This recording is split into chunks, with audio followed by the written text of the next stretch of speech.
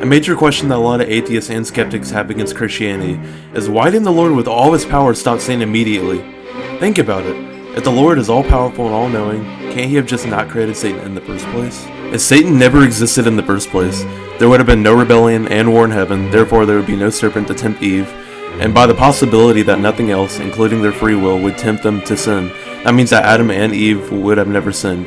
Therefore, humanity would have the possibility to remain perfect and be directly face-to-face in a perfect world with the Lord. Now, this is also assuming that none of the descendants of Adam and Eve sinned either. In this hypothetical timeline, many events in the Bible would have not happened or they would have been drastically changed. There would be no flood, no hell, and due to humanity being perfect in the eyes of the Lord, the Tower of Babel could have been completed. There would have been no Israel, no judges, no persecution, no death, and to top it all off, no need for Jesus' sacrifice or salvation. Now, this makes the Lord seem foolish or even evil. Like, if he had just immediately banished Satan or not even created him in the first place, then the world would have been a perfect place. But one thing we must always remember is that as followers of Christ is that the Lord is all-powerful, all-knowing, and all-just, as described in Deuteronomy 32 verse 4. Now, to us as finite, sinful humans, God's ways may seem confusing and sometimes wrong in our minds. In reality though, God is making the smartest and morally best decision for everybody's good. So, to start off with this response, first, like I mentioned a little earlier, just because there was no serpent doesn't mean that Adam or Eve couldn't have sinned. Even if Adam and Eve didn't sin, who's to say that any of their descendants wouldn't sin? What if Cain still got jealous of Abel and still killed him? Heck, we could go thousands of years into the future and somebody finally sins and starts a huge war. Even without Satan, the possibility of humans, or even angels, rebelling against the Lord is still very high. And it is logistically ridiculous to theorize a perfect world even without Satan. The issue is that when many people try to trace the roots of all sin, they point to Satan. And while yes, while all sin traces back to Satan's original first sin via rebelling against the Lord, this would still possess the question. If all sin is traced back to Satan's original sin, then what caused Satan to sin? Unlike us, he didn't start out in an imperfect body, born inside a crooked, sinful world. So, it would be much more rare for him to sin. The answer is simply free will. Now, obviously we, nor angels, aren't robots. We have a conscience, where with our own control we can make our own decisions, whether good or bad.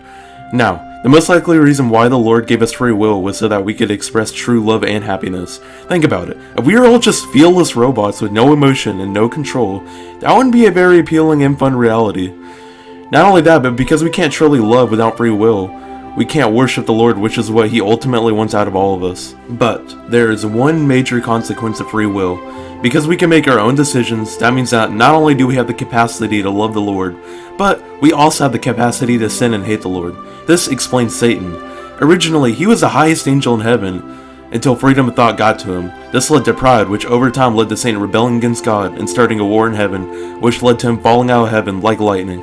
Alright, so far, we've established that sin is caused by free will, and that even if Satan never existed, it is very likely that humanity still would have sinned. But I believe that there is actually an even more important reason why the Lord let Satan run his course. It is to simply teach all of his creations the consequences of disobeying the Almighty Lord.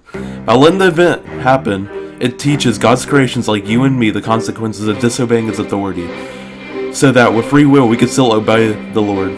For example, most likely whenever you were a kid, your parents did not let you eat too much sweets and candy.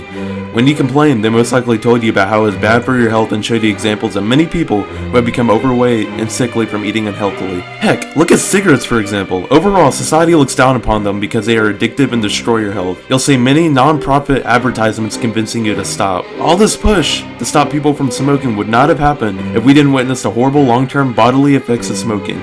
Same concept here. By God allowing Satan to run his course, it teaches the consequences of disobeying the Lord.